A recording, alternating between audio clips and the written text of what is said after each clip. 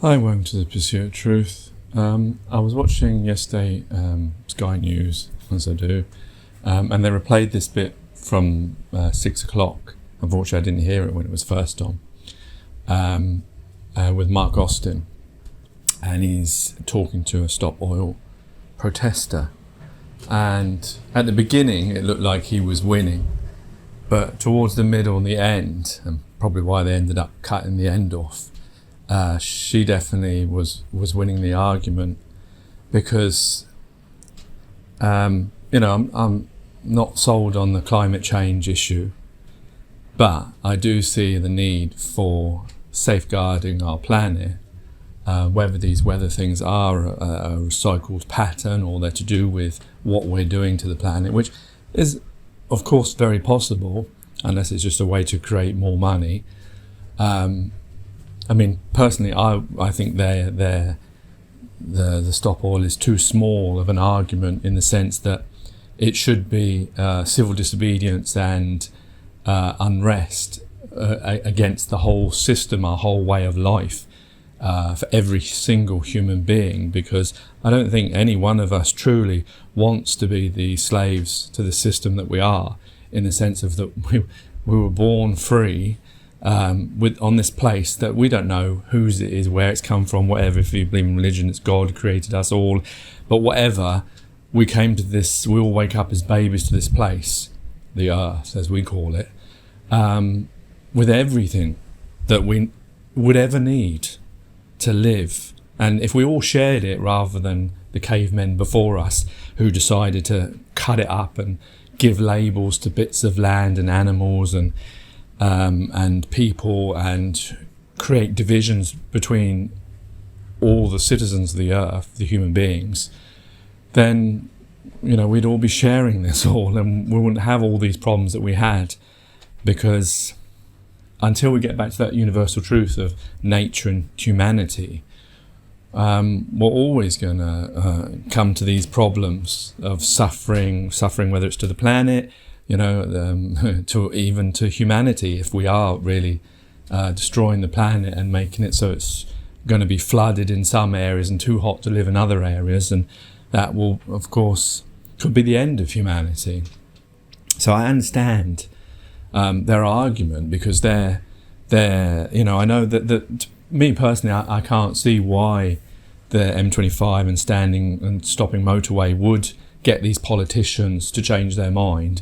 Unfortunately, it probably is a bit of a waste of time, because they probably don't care.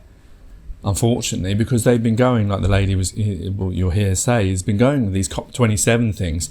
It's number 27 now. I assume that's one a year. That's 27 years worth of talking about doing something, absolutely doing nothing about it, other than making promises and maybe giving some money. That's very easy to do.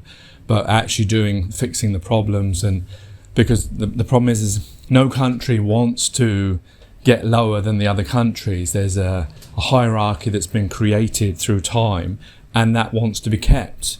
Whereas if we really wanted to solve all these problems, every problem that we have, whether it's to do with suffering, whether it's to do with, race, whether it's to do with how, humanity between us, whether it's to do with climate change, all we have to do is acknowledge that the system that we're all living in now is wrong and is changing. But the problem is those people in power will never give it up. You see how hard they clasp onto it, how they clasp onto their thrones and chairs and as if they're doing us all some great favour or benefit, whereas they're keeping the status quo, really, and not making it better for human beings, because we still see the same sufferings going on and on and on. We could save the planet, we could save each other by getting rid of money, because we don't need money. Money's a man-made concept. Just because you've woken up and you've been taught that money is this important thing, it doesn't mean we actually really need it. We don't need it. We would do the things that we need to do for each other, even if we didn't have money. If you're on a deserted island, are you not going to cut down a tree, and you're not going to make house or try and live because you're not getting paid? If you're on another planet somewhere, if they do exist, are you going to need a wage to be able to do these things? No, because it's survival. It's natural to do things that are benefit to yourself and to others. You know, when we're taught out of that as children, and then we start getting put in boxes of family and workplaces and etc., so that we compete with each other. You know, we waste all our energy and time that we've got. You know, if you think about your life is about working all your life until you retire. What kind of slavery is that? Is that what God intended for us, or whoever created us? Maybe there's no intention for what we are to do, but why would we pick a way that would enslave each one of us, put us in shackles, so that we spend all our life working to do? I mean, it would be so bad if the things that we're doing are actually beneficial. Most of the things we're doing, like manufacturing, 100 different TVs, 100 different phones, 100 different washing powders, 100 different cars, when one would suffice. These things that just because of competition, and because one company, that's set up by someone wants to get all the business more than another one that's set up because they want to get the business as well, because everyone wants to get money so they can live. But we don't need money to live. We've created this own problem for ourselves.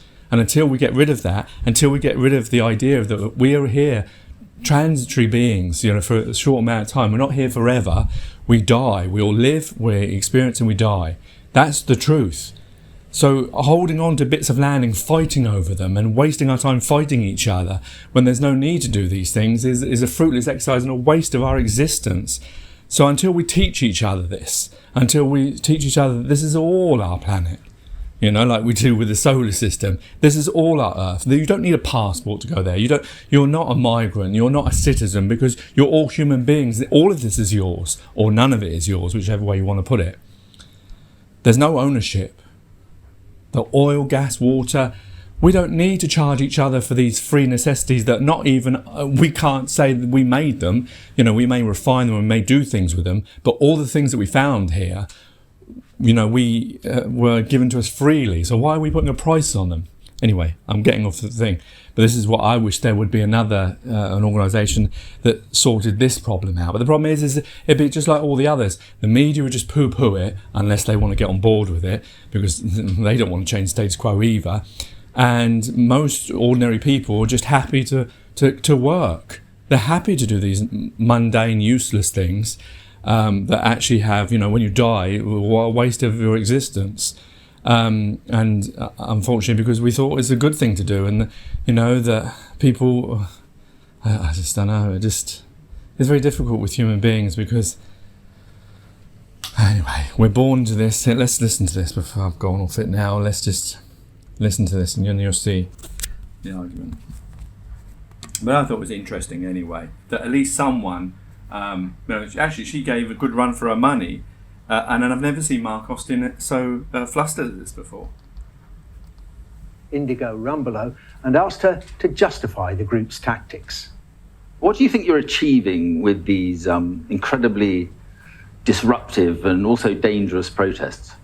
Hello. I'm sure you'll agree we're in an incredibly grave situation with the climate crisis. So Just Stop Oil has one simple demand, and that is that the UK government put an end to licensing new oil and gas in the UK. But I'm interested to know about these tactics. What evidence do you have that blocking the busiest motorway in the UK, causing endless disruption for tens of thousands of people, is actually achieving anything? We need everybody to come to join us so we don't have to cause this type of disruption on the motorways. We need to be sat outside Parliament with tens and tens of thousands of people demanding an end to new oil and gas. Yes, but you don't need to resort to this kind of disruptive behaviour, because it seems to me what people are talking about, Indigo, are your methods and not your message.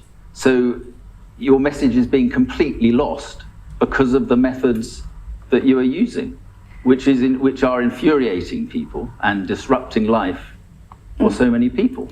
So the climate crisis is disrupting people around the world right now. And even here in the UK this summer, we saw the effects of the climate crisis, with the UK getting 40 degrees heat and birds falling out of the sky and pensioners dying before they should This is just the beginning, and the climate crisis is going to get worse and worse and worse unless we act. But we know we know we cover that. We cover that on the news. We know all that. Yeah. I'm just talking about these tactics. The message you have, the message that you want to get across, get completely lost. I mean, your message. The thing is, he doesn't understand when his argument, because then his argument could be put to all these world leaders and politicians. Why do you bother keep going to these COP things when you don't do anything about it? You keep making promises, you don't keep them, and you don't make the changes. It just shows that he wants her to just stop doing the civil disobedience. I wonder whether he would tell the suffragettes or Nelson Mandela to stop doing that. And just capitulate, just fill out a form or go away with a flag like Father Ted. Stop this kind of thing. I mean, come on, it doesn't work, does it? Because if it did work, they wouldn't need 27 cops. Certainly lost on the woman who didn't get to hospital for her stroke treatment. Your message is certainly lost on the patient who didn't get to hospital for her cancer treatment appointment. And your message is also certainly lost on Tony Banbury, the man who missed his father's funeral. So I guess my question is, what is the point of doing it like this? So it's very clear that the disruption will end as soon as the government issue this statement to stop new oil and gas. But we will have to continue, because at the moment, I just do not know what else we're going to do. Do you have any other ideas of how we could get our government it's not for me to give you issue ideas. A statement to end new oil and gas? Because this isn't an issue of just green policy or just the climate protesters. It's an issue that's going to impact you, it's going to impact me, it's going to impact your children if you have children, and it's impacting people around the world. So our government's decision to go ahead with new oil and gas with the full knowledge that this will kill millions of people is a complete act of betrayal on my generation. But we're talking about here, now, the tactics that you are using. I mean, listen to what Tony Banbury said. These people have forced me not to go to my father's funeral.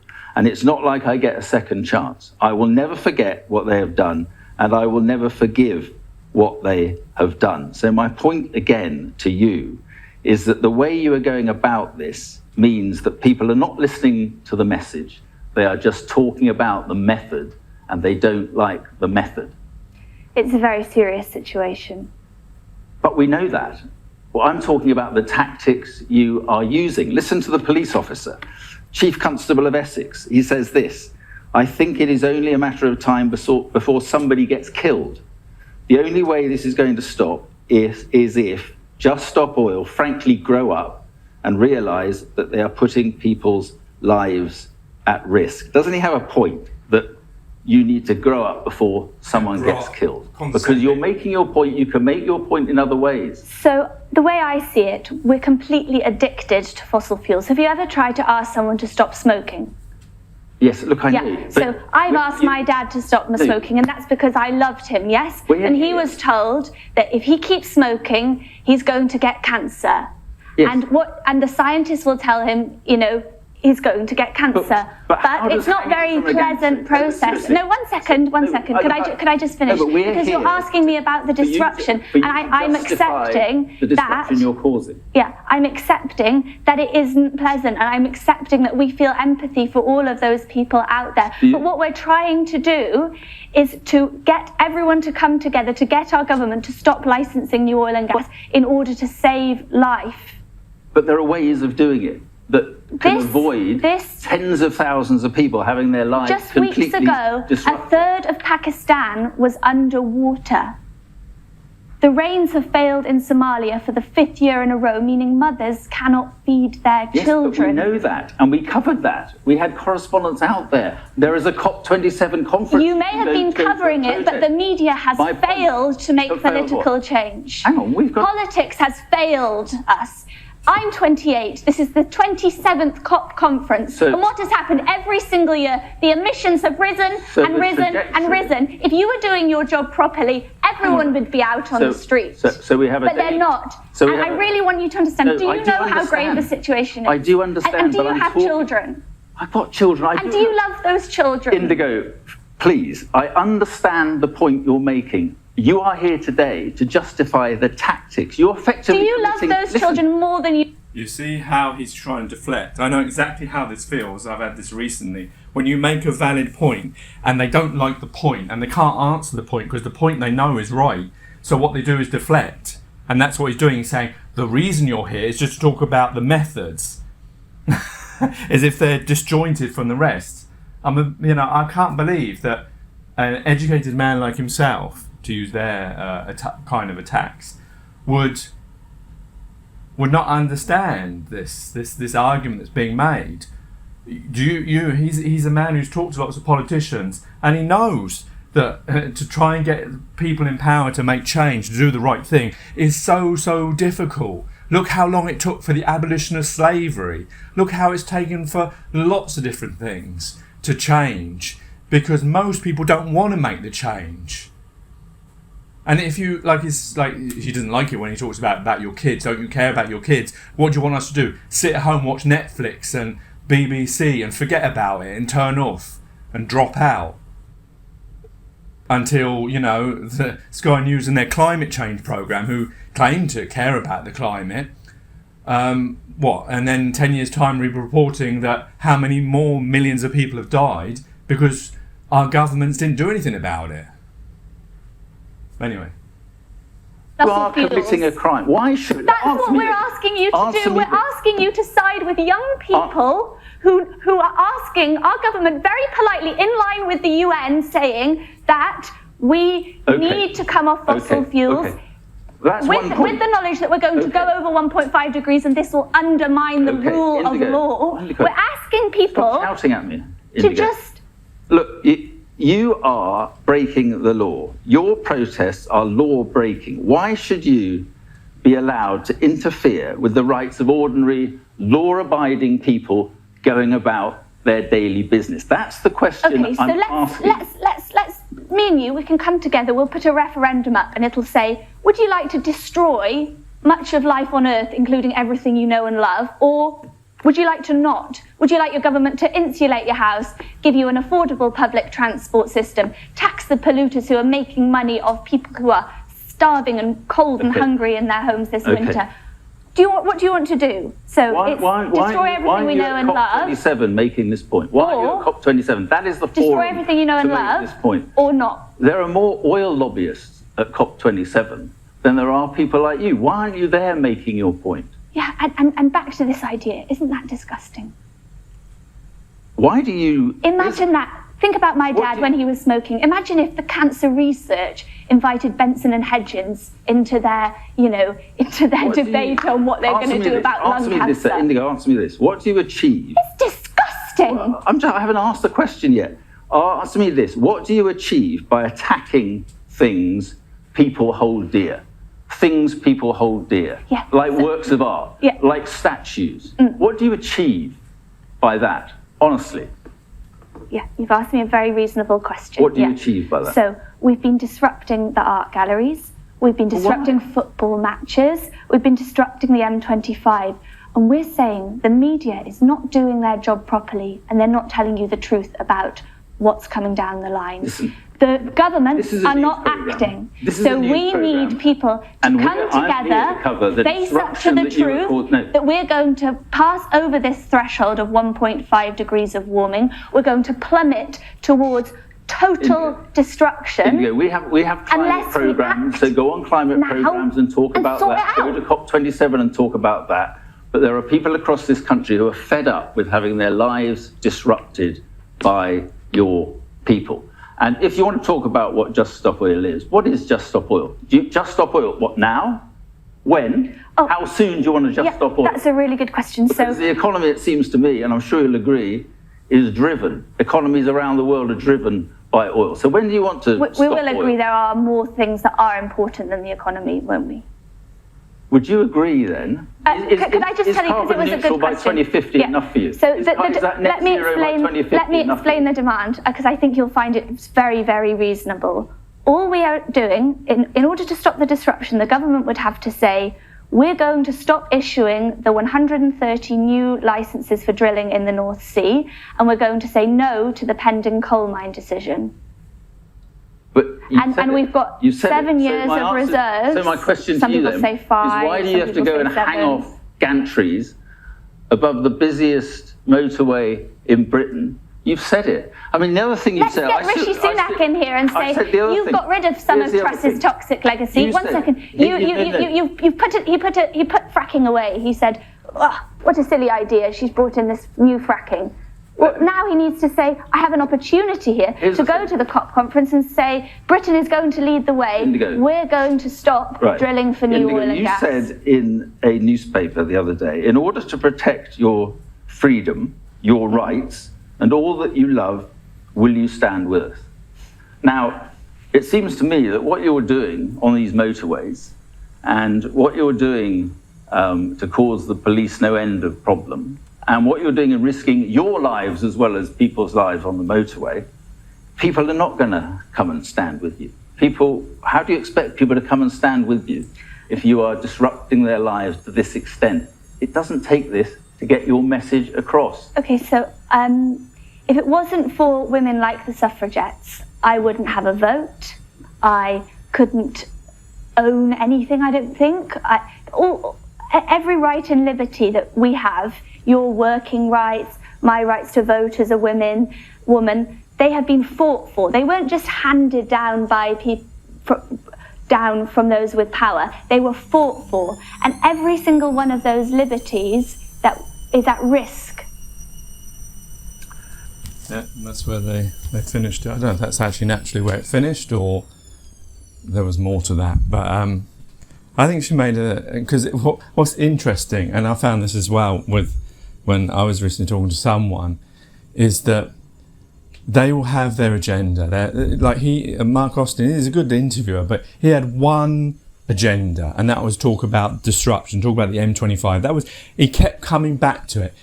I'm sure his producer was shouting in his ear, stop her talking, because he kept over talking her. He wouldn't have done that to Joe Biden or Rishi Sunak.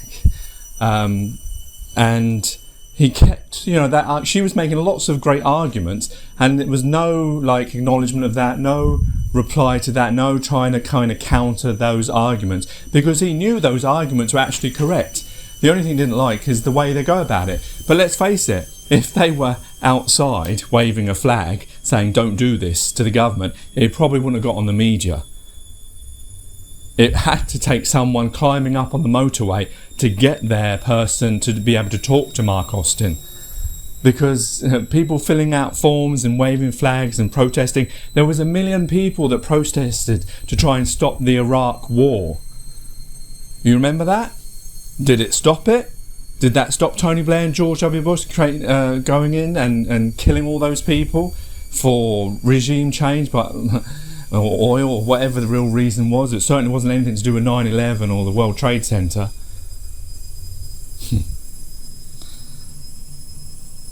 It's just interesting because, if he was in South Africa, probably, would he have been attacking the ANC and Nelson Mandela for what they were doing to try and get their country back, even though, I don't believe in countries and divisions and stuff like that, but based in the system that we live within, from people that invaded their country. Would he, like Margaret Thatcher once, I believe, called Nelson Mandela a terrorist. Britain didn't sort of help them and didn't help them, and yet now, of course, they would put a statue up for Nelson Mandela. You see how, it's a bit like Winston and Smith from Big Brother changing the newspapers to fit now that you think that this was a good person, and what he did was right. Make films about it now. I'm sure in the future they'll make films about Stop Oil if they ever get their argument through. But the problem is most people are going to see it as a disruption, are going to be thinking, oh, how silly they are. Well, we won't be thinking that if we're underwater, or, it was interesting that she said, can't we agree on there's more things more important than economy? So she was getting into that idea of changing the system. Unfortunately, he didn't answer it and she didn't carry on about that. It would have been nice to know what more she would have said about that, whether she understands that also that the way we live is the problem to all of this. The way that we're adopting and regurgitating to our children the system of money and division of humanity, and the way that we treat each other and don't see each other as one. I know we make films and we pretend, but we don't really, because if we really saw each other as one, we would be helping each other. We wouldn't have divisions, we wouldn't have countries and all these different things, we wouldn't have wars. I know this all sounds like Mary Poppins, but believe me, if we actually tried to live this way rather than the way we're living now, why not? Why not give it a try? Because the way we're living now, not working so well, is it? Ask yourself that. Anyway, I'm not trying to change your mind. It's up to you. Do your own research. Take care, take it easy, God bless and peace.